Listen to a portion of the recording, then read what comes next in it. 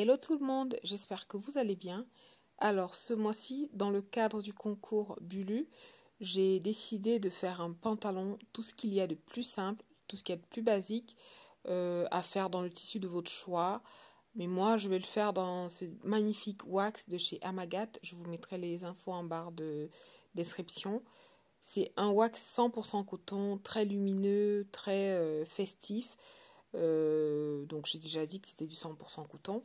Bien évidemment, j'ai lavé et je vais repasser mon tissu à l'envers avec un petit peu de vapeur pour bien enlever tous les plis et travailler sur un tissu lisse. Pour le patron, j'avais deux options. Soit je partais d'un pantalon déjà existant, soit je choisissais un patron parmi ceux dans mon stock pour réaliser ce pantalon. Ici, je vous montre rapidement comment faire si vous n'avez pas de patron et que vous souhaitez partir d'un pantalon existant. Donc, je vais plier mon patron de cette façon. Vous pouvez commencer par le dos ou par le devant, peu importe. Vous tracez les contours et vous faites bien attention au droit fil, sachant que le droit fil part de la taille jusqu'au niveau des jambes. Une fois que vous avez tracé le devant, vous tracez le dos ou inversement le dos puis le devant. Et pensez bien à ajouter un peu de marge pour la pose de l'élastique. Pour optimiser le tissu et l'espace, je vais plier mon tissu lisière sur elle-même. C'est-à-dire, au lieu de plier lisière contre lisière, je vais mettre la lisière sur elle-même. Toujours à l'envers. Je repasse mon patron. Ici, j'ai utilisé un patron très simple. Je vais vous mettre la photo. C'est un patron que j'ai déjà utilisé, que vous connaissez déjà si vous me suivez. Donc voilà, j'ai copié le pantalon qu'il me fallait. Je place mon tissu, je vérifie le droit fil et je vais pouvoir tracer les contours en reportant tous les repères. Je précise que ce pantalon a une taille élastiquée. Ce pantalon ayant une taille élastiquée, je vais quand même vérifier que l'élastique que j'ai pris rentre bien, donc correspond bien à l'espace laissé au niveau de la taille. Puis je continue de tracer les contours. Et en dessous, donc au niveau des pieds, j'ai décidé de mettre également des élastiques. Ce n'était pas prévu sur le patron, mais bon, moi j'ai décidé de faire comme ça, une sorte de jogging. Je trouvais que ça apportait un certain style. Comme d'habitude, une fois que j'ai fini de tracer les contours, je vais épingler mes épaisseurs ensemble, puis je vais pouvoir découper mon tissu.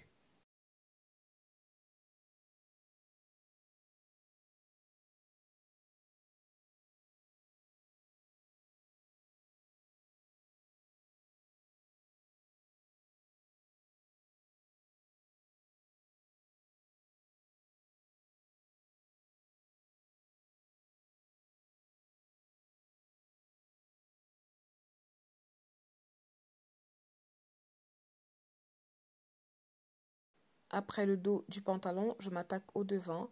Pareil, je vais poser mon patron. Je vérifie que je respecte bien le droit fil. Parce que oui, même avec le tissu wax, il faut respecter le droit fil. C'est très important. Donc j'ai fini de découper mes pièces. Rien de plus compliqué. Maintenant, je vais commencer l'assemblage. Pour l'assemblage, je prends un dos et un devant, endroit contre endroit, et je vais les épingler au niveau de l'entrejambe.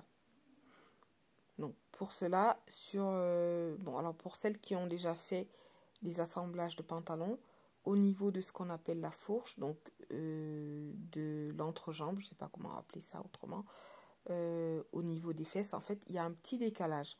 Donc il faut tirer légèrement pour mettre au même niveau le dos et le devant. Généralement, c'est le dos qui est un peu plus large, donc il faut tirer légèrement pour que les deux pièces soient à la bonne taille.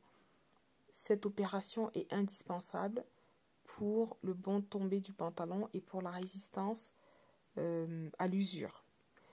Voilà, ça c'était la petite parenthèse technique. Une fois que j'ai épinglé l'entrejambe, j'épingle les côtés et je commence toujours par épingler au niveau des repères. Si vous avez des repères sur votre patron, c'est important de le faire. Après le reste, on s'en occupe plus tard. Maintenant, on passe à la couture. Donc au point droit, on commence et on termine la couture par un point d'arrêt.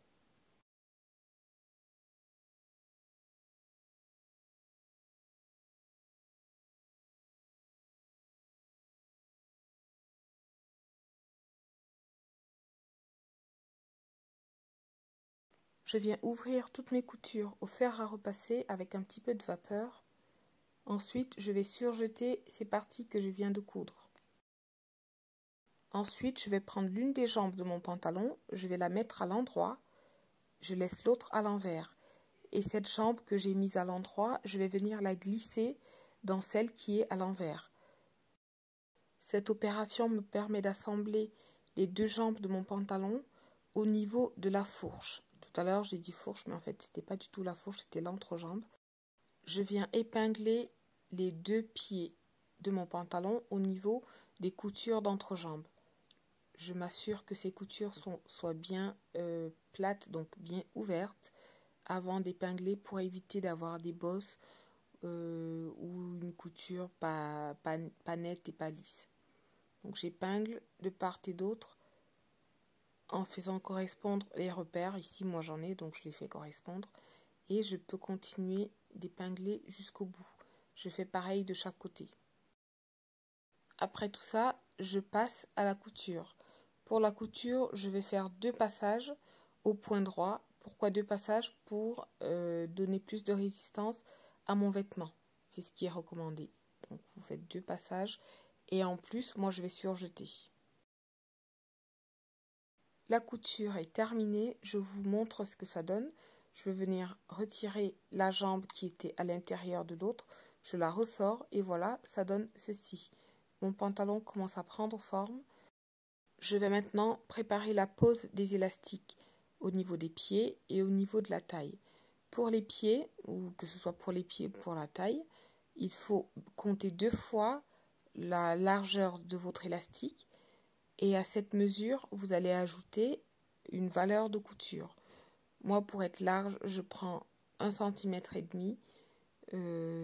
Donc voilà, une fois que vous avez tracé, vous n'êtes pas obligé de tracer les traits comme moi. Moi, je trace parce que ça me permet de me repérer. Je précise que ces traits, je les trace plutôt sur l'endroit du tissu. Comme ça, quand je vais replier, je pourrai plier dessus directement sur le tissu. Une fois que j'ai plié mon pantalon au niveau de la ligne que j'ai tracée, je vais épingler pour bien maintenir en place. Puis je vais donner un petit coup de fer pour bien marquer le pli. Et je reviens faire un petit rentré d'1,5 cm ou d'1 cm comme vous voulez pour préparer en fait la couture qui va me permettre de passer mon élastique. Cette opération, je vais la répéter sur l'autre jambe ainsi qu'au niveau de la taille. Au niveau de la taille, j'ai dû enlever quelques centimètres de tissu parce que ça c'est vraiment beaucoup trop grand. Mais sinon, l'opération reste la même.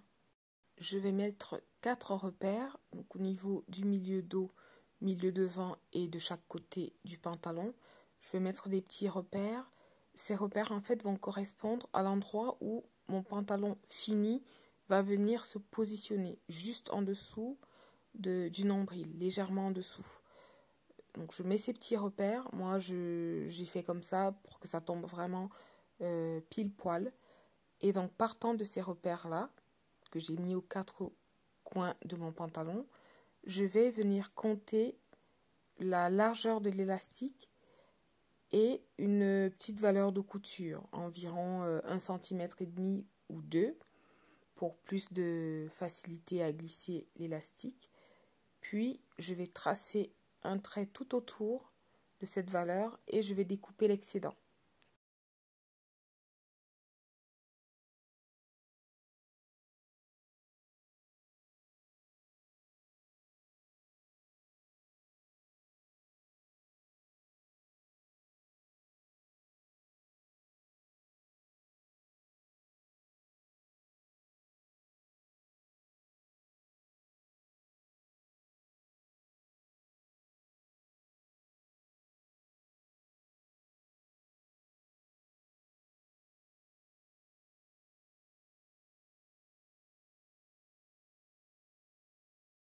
Ensuite, je vais venir en dessous de cette ligne que j'ai tracée, faire un autre repère, une autre ligne à 1 cm et je vais plier mon tissu sur cette ligne. J'épingle ensuite tout le long, tout autour, avant de passer à la couture au point droit à la machine. Je précise que pour cette couture, aussi bien au niveau de la taille que des chevilles, puisque je vais faire rentrer l'élastique, je laisse une petite ouverture au niveau de la taille d'environ 10 cm ou même un petit peu moins. Tout dépend aussi de la largeur de votre élastique. Donc plus l'élastique va être large, plus vous aurez besoin de laisser un peu plus d'espace pour pouvoir faire coulisser celui-ci.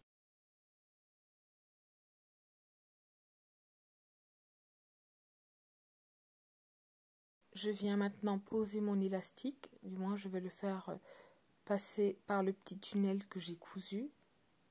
Donc ici j'ai un peu galéré au niveau des pieds parce que je n'avais pas laissé de marge. Donc si vous faites comme moi, n'hésitez pas à compter un demi-centimètre de plus pour pouvoir faciliter le passage de l'élastique. Au niveau de la taille c'était plus facile, mais au niveau des pieds j'ai un petit peu galéré. Mais bon, finalement ça s'est bien passé et j'étais plutôt satisfaite du résultat.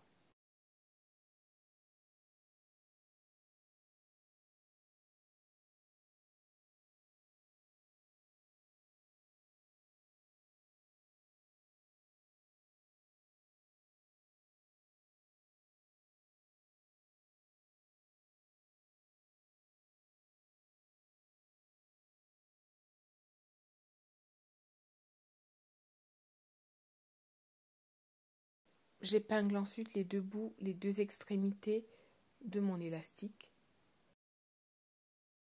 Je répète l'opération au niveau de l'autre jambe, puis je vais m'attaquer à la taille. Je fais pareil, je vais faire coulisser l'élastique le long du tunnel, puis je vais épingler ensemble les deux extrémités.